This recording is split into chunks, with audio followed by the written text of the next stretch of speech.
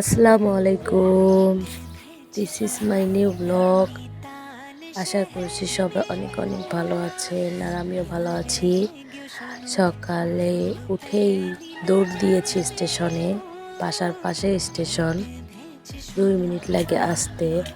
তো আমরা আজকে ঘুম থেকে উঠেছি ভোরে ভোরে উঠেই কিন্তু চলে আসছি স্টেশনে। খাওয়া দাওয়া কিছু করা হয়নি, কারণ 7টার আগেই ট্রেন, 6:30টায় ট্রেন। এই কারণে সকালে সবাই রেডি হয়ে আয়াতকেও রেডি করিয়ে তারপর নিয়ে আসলাম। আয়াত তো ঘুম থেকে উঠে 10টায় 9টায়।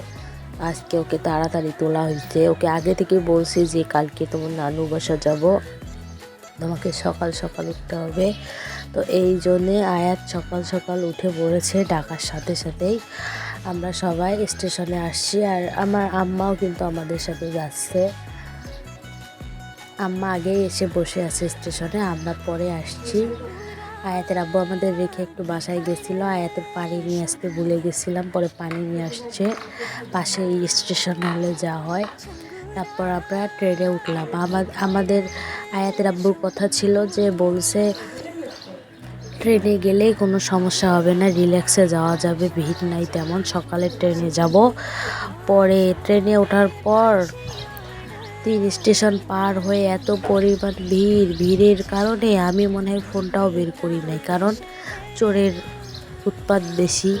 যে কোনো জায়গায় পকেট মারেরা তো আছেই, হাতে ফোন দেখলে চুরি করে নিয়ে যাবে, এই ভয়ে আমাকে সবাই বলছে ফোন না বের করতে। তাই আমি বের করতে পারিনি। বের করলে আমি বুঝিয়ে দিতাম যে আসলে অনেক ভিড়, একের পর এক মানুষ চাপাচাপি, গায়ের উপর গা। আমরা তো স্টেশনে বসেই, মানে আমরা উঠেই সিট পাইছি, যেহেতু আমরা সেকেন্ড স্টেশনে উঠছি।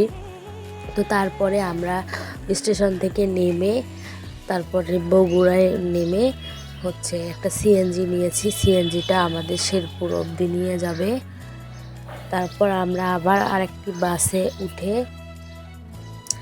ধুনটে চলে আসব, যেখানে আমার আব্বা আম্মা থাকে সেখানেই আসব। সিএনজিতে ওঠার পর সিএনজিওয়ালা মামা আবার তেল ভর্তি করে নিল, মানে সরি গ্যাস ভর্তি করে নিল। সিএনজিতে গ্যাস লাগে। দীর্ঘ 9 ঘন্টা জার্নি করে আমার শরীর খুব ক্লান্ত হয়ে পড়ছে, আর হিজাব পরা ছিলাম, আর এত পরিমাণ ভিড় ছিল ট্রেনে। কার মানে সবার প্রতি মায়া লাগে যারা যারা দাঁড়িয়ে থাকে। মাঝে মাঝে একটু মানবতার খাতিরে বসতেও দেওয়া হতো।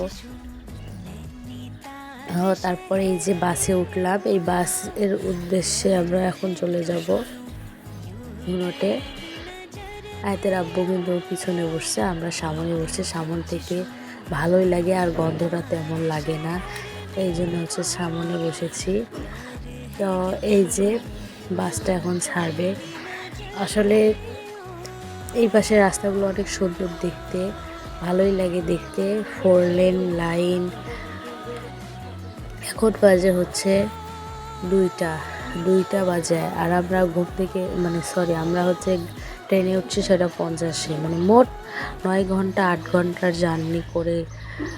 বাচ্চাও তেমন বোরিং হয়ে গেছে, চিল্লাচিল্লি কান্নাকাটি। সকালে তো কিছুই খাইনি, জাস্ট জুস খাইছে আর বাদাম, এগুলোও খাইছে।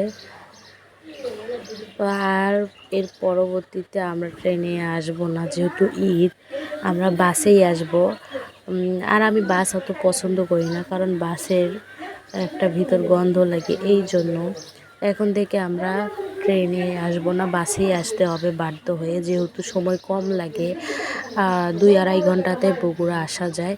তারপর বাসায় এসে ফ্রেশ হয়ে গোসল করে খেয়ে আমার ছোট বোন হচ্ছে সন্ধ্যাবেলায় এই যে মিনি শর্মা বানিয়েছে। ছেলে আমার অনেক পছন্দ করছে এগুলো। পরে আমার ছেলেকে খাওয়ালো, ছেলের বাবাকেও খাওয়ালো, আমাদের সবাইকেই খাওয়ালো। ও মাঝে মাঝে অনেক মডেলের খাবার তৈরি করে, অনেক সুন্দর সুন্দর। না, আমি এই সময় স্বল্পতার কারণে করি না, যেহেতু আমার বিয়ে হয়ে গেছে। সারা জগৎ কাম করতে করতে আমার দিন গেল, এই জন্য আমি এসব পারবো না বোন, তোরা নিজেরা বানিয়ে খাওয়া আমাদের। তো কেমন লাগছে আমার ব্লগ ভিডিওটা অবশ্যই কমেন্ট করে।